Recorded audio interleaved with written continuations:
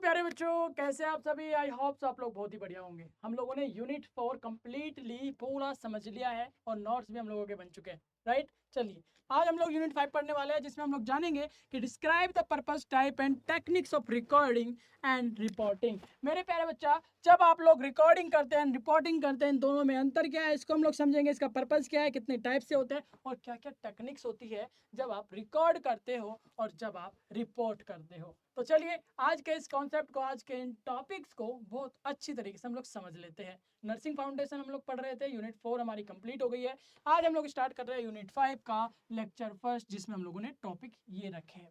ये हमारे टॉपिक्स है और इन टॉपिक्स को आज हम लोग कंप्लीटली समझ लेंगे। तो मेरे प्यारे बच्चा, सबसे पहला टॉपिक आता है डॉक्यूमेंटेशन एंड रिपोर्टिंग का। मेरे प्यारे बच्चों, डॉक्यूमेंटेशन आप सभी को पता ही है कि documentation refer to the return और electronic recording of information. Reporting is sharing और communicating this information to other when needed. यानी कि हमारे जो दस्तावेज है, दस्तावेजीकरण कहते हैं डॉक्यूमेंटेशंस को, जो कि हम लोगों ने पेशेंट की बनाई है। समझ में आ रहा है ना।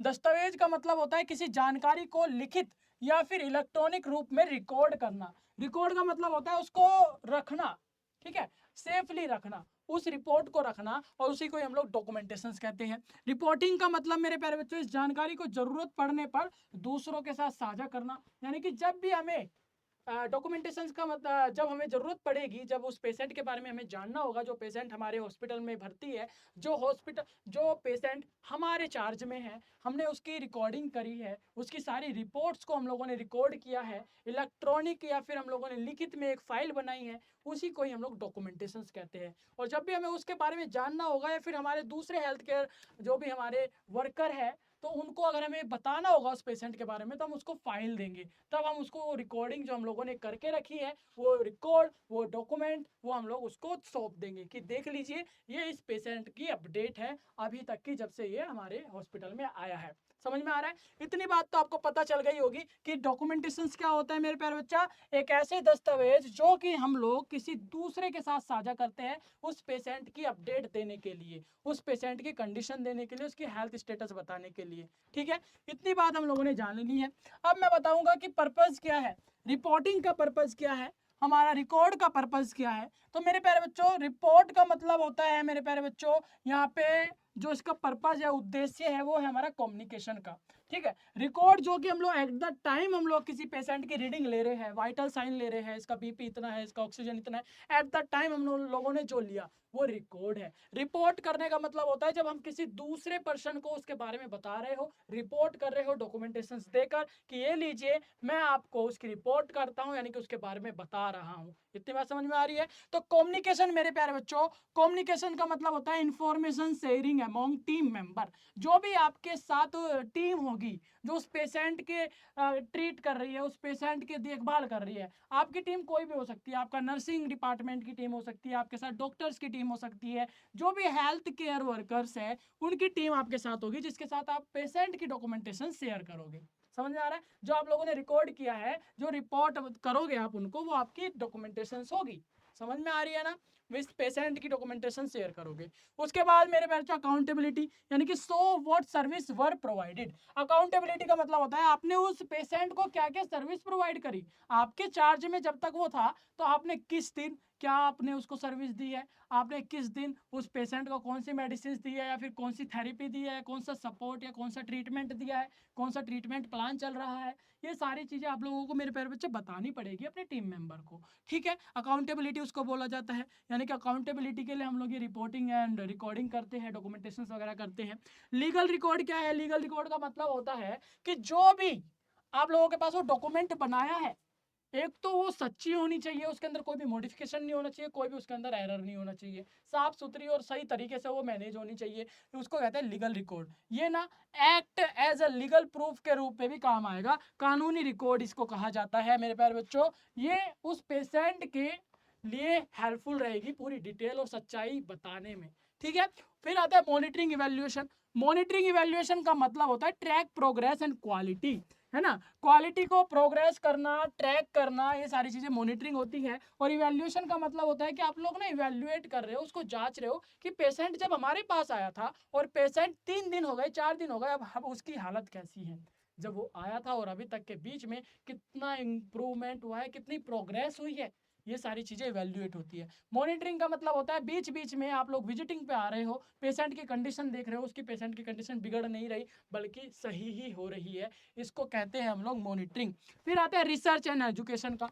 रिसर्च एजुकेशन में क्या करते हैं, यूज फॉर फ्यूचर स्टडी। जब भी कोई नया केस आए, जब भी कोई नया एक्सीडेंट हो, जब भी कोई नया ऐसा एरर हो जाए या कोई प्रॉब्लम हो जाए, उससे सीख लेना और फ्यूचर में वैसी गलती ना हो, ये सारी चीजें जान लेना, ये भी आपको पता होना चाहिए। ठीक है, इसके बाद मैं आप लोगों को बता दूं मेरे बच्चा, कॉन्फिडेंटली यानी कि गोपनीयता बहुत ज्यादा जरूरी है। अगर आप लोग एक प्रोफेशनल नर्स हो, अगर आप लोग एक अच्छे नर्स बनना चाहते हो, तो ये कॉन्फिडेंटली आपको होना ही चाहिए, यानी कि पेशेंट की गोपनीयता को बनाए रखना चाहिए। पेशेंट आपके साथ जो भी बातें शेयर करे, जो प्राइवेट बातें हैं, वो आपको किसी को बतानी नहीं है। जो उसका पेशेंट आपको बता रहा है, उसने बोला कि किसी को नहीं बताना है, या फिर उसकी प्राइवेसी के उसके सिक्योरिटी रीजन से उसको सेफ रखना है, आप तक ही होना चाहिए। आप ना तो अपनी टीम मेंबर से बात करोगे, ना ही किसी से बताने की अगर जरूरत भी पड़ रही है, तो सबसे पहले आपका काम होगा कि पेशेंट से पहले परमिशन ले लो, उसको सारी चीजें बताओ कि हमें आपके फर्दर स्टडी के लिए या फर्दर ट्रीटमेंट के लिए आपकी ये बातें उनको शेयर करनी पड़ेगी, उनको बतानी पड़ेगी, क्या मैं बता सकता हूँ क्या।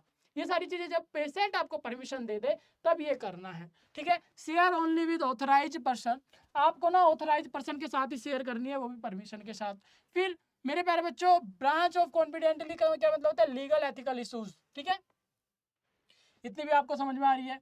4 टाइप होते हैं हमारे रिकॉर्ड के, क्लाइंट रिकॉर्ड। एक तो पर्सनल डाटा शीट होती है, यानी कि ये 4 हमारे ना इस टाइप के आपके पास होंगे पेपर्स, इसको भरने होते हैं। इसका अलग अलग टाइप होता है। एक तो होता है personal data sheet. Personal data sheet में क्या होगा, पेशेंट का नाम होगा, पेशेंट का एड्रेस होगा, पेशेंट की डेट ऑफ बर्थ होगी, ये सारी चीजें पर्सनल चीजें पेशेंट की लिखी जाती है इस सीट के ऊपर। फिर आता है मेडिकल रिकॉर्ड। मेडिकल रिकॉर्ड के अंदर ना आप लोग मेडिकल हिस्ट्री उसके बारे में लिखोगे, ट्रीटमेंट के बारे में लिखोगे। प्रोग्रेस नोट के अंदर आप क्या करने वाले हो, daily and weekly observation. Progress के अंदर जब से पेशेंट आया है और जब तक है, डेली आप लोगों को उसकी प्रोग्रेस देखनी है। आज इसका वाइटल साइन कितना है, पेशेंट का इंप्रूवमेंट कितना है, पेशेंट को जो भी कंडीशन हुई है, आप लोगों को देखना है कि इसकी प्रोग्रेस क्या है। वो सारी डिटेल आपको कहाँ पे भरनी है, प्रोग्रेस नोट पे भरनी है। एक फॉर्म होगा, उस फॉर्म में भरनी है, वो आपके फाइल में दे दिया जाएगा हॉस्पिटल के द्वारा। फिर आता है असेसमेंट फॉर्म। इसके अंदर ना जितनी भी जरूरत है मेरे प्यारे बच्चा, वो सारी चीजें इसमें अंदर लिखनी है। फिर आता है हमारा मेरे बच्चा कंसेंट फॉर्म। इसके अंदर ना क्लाइंट के परमिशन वगैरह ली जाती है। जब भी कुछ बड़ा या फिर पेशेंट के साथ कुछ करना होता है, ट्रीटमेंट प्लान कर रहे होते हैं, उसको ट्रीटमेंट दे रहे होते हैं, तो पेशेंट से पहले परमिशन ली जाती है। क्या हम लोग ये कर सकते हैं आपके साथ, क्या हम आपको ये ट्रीटमेंट दे सकते हैं। ये सारी चीजें लेने से करने से पहले आपको कंसेंट फॉर्म भरना होगा। तो ये फॉर्म आपको याद होनी चाहिए, एग्जाम में लिखना है, इंपॉर्टेंट है, आपको पता भी होना चाहिए एज अ नर्स ऑफिसर। ठीक है, इसके बाद मैं आप लोगों को बता देता हूँ कॉमन रिकॉर्ड कीपिंग फॉर्म के बारे में, जो कि है intake form, progress note template, incident report, referral form और डिस्चार्ज समरी। ये ना एक प्रकार के फॉर्म ही है। इंटेक फॉर्म जब पेशेंट आता है, प्रोग्रेस नोट टेम्पलेट होता है जब पेशेंट की प्रोग्रेस आप लोग चेक कर रहे होते हैं, इंसिडेंट रिपोर्ट आप लोग लिखनी है अगर कोई इंसिडेंट होता है, रेफरल अगर आप लोगों को एक जगह से दूसरे डॉक्टर के पास या दूसरे हॉस्पिटल में रेफर करना है, इस नोट्स फॉर्म को भरना होता है। डिस्चार्ज समरी के अंदर आप लोगों को पेशेंट के बारे में लिखना है, पेशेंट डिस्चार्ज हो रहा है, जब से आया था कब तक है, ये सारी डिटेल हमें डिस्चार्ज समरी में भरकर तभी पेशेंट को डिस्चार्ज करना है। ये सारी चीज़ें आपको पता होनी चाहिए। अगर हॉस्पिटल में काम कर आए हो, हॉस्पिटल में काम करते हो, तो ये सब जानते होंगे। नहीं जानते तो आप लोग इनको याद कर लो, जब हॉस्पिटल में जाओगे तो ये सारी चीज़ें पूछी जा सकती है ड्यूरिंग इंटरव्यू, और ये एग्जाम में तो पूछेंगे ही। ठीक है, मेथड में आप लोगों को बता देता हूँ मेरे प्यारे बच्चा। नैरेटिव नोट यानी कि डिटेल पैराग्राफ स्टाइल होता है। नैरेटिव नोट का मतलब होता है, अगर कोई पूछे ना नैरेटिव नोट लिखिए, तो यानी कि डिटेल में आपको एक पैराग्राफ लिखना है।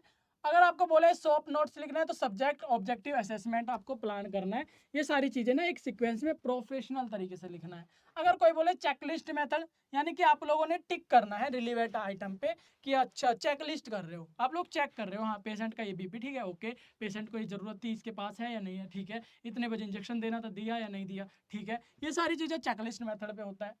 डाउट कंफ्यूजन कुछ भी हो, प्लीज कमेंट कर दीजिएगा। तरीका चेंज करवाना वो भी बता दीजिएगा, बस कॉन्सेप्ट बताना है, कनेक्ट करना है। बहुत इजी है जिस तरीके से मैं बता रहा हूँ। आई होप सो आप लोगों को डाउट नहीं हो रहा होगा, आपको क्लियर होता जा रहा होगा, है ना। अगर फिर भी बन रहा है कमेंट कर दो, मैं आपका डाउट जरूर क्लियर करूंगा। ओके, नेक्स्ट क्लास में आपको और अच्छी तरीके से बता दूंगा। अगर आपको लग रहा है कि नहीं मेरे को समझ नहीं आ रहा या कुछ और बातें, कमेंट कर दो, जो सा भी टॉपिक होगा मैं आपको जवाब दे दूंगा। इलेक्ट्रॉनिक रिकॉर्ड आपने लिखना है कंप्यूटर वगैरह पे, सारी चीजें होती है इलेक्ट्रॉनिक रिकॉर्ड का, ठीक है। तो ये सारी चीजें समझ में, कंप्यूटर बेस्ड डॉक्यूमेंटेशन होता है, कंप्यूटर में आपका एक्सेल पे या फिर किसी नोट पे आपका डॉक्यूमेंट बनाया जाता है, वहीं पे ये सारी चीजें रिकॉर्ड होती है, ठीक है। इलेक्ट्रॉनिक रिकॉर्ड इसको कहा जाता है। इसके बाद प्रोफेशनलिज्म इन डॉक्यूमेंटेशन के अंदर आप लोगों ने क्या क्या ध्यान रखनी है। प्रोफेशनलिज्म को आपको बहुत ध्यान रखना है अगर आप लोग डॉक्यूमेंटेशन बना रहे हो, क्योंकि डॉक्यूमेंटेशन एक लीगल डॉक्यूमेंट होता है, कानूनी दस्तावेज होता है मेरे प्यारे बच्चा। यूज करना है आपको क्लियरेंस, यानी कि बहुत अच्छी राइटिंग में आपको लिखना है। ये नहीं है कि आप लोगों ने कुछ भी लिख दिया गंदी राइटिंग में, समझ ही ना आ रहा हो, तो आपको यूज करनी है अपनी राइटिंग को अच्छी तरीके से। कंसाइन लैंग्वेज में जो भाषा आपको समझ में आ जाए, दूसरे प्रो समझ में आ जाए, ऐसी यूनिवर्सल लैंग्वेज बोलनी है, लाइक इंग्लिश में लिख सकते हो, अगर आप लोग इंडिया में काम कर रहे हो तो हिंदी लिख सकते हो, ठीक है। और ऐसी लैंग्वेज लिखनी है जो दूसरा डॉक्टर या दूसरा टीम मेंबर आपका समझ जाए। इसके बाद मेरे प्यारे बच्चों आप लोगों ने क्या ध्यान देना है, अवॉइड जजमेंटल टर्म्स। ऐसे टर्म्स, ऐसी भाषा, ऐसे शब्द का यूज नहीं करना जो जजमेंटल हो, जिससे ऐसा लग रहा हो कि आप लोगों ने तो फाइनल ही कर दिया, किसी की परमिशन ही नहीं ली। तो ऐसा नहीं, जजमेंटल टर्म्स यूज ही नहीं करना है।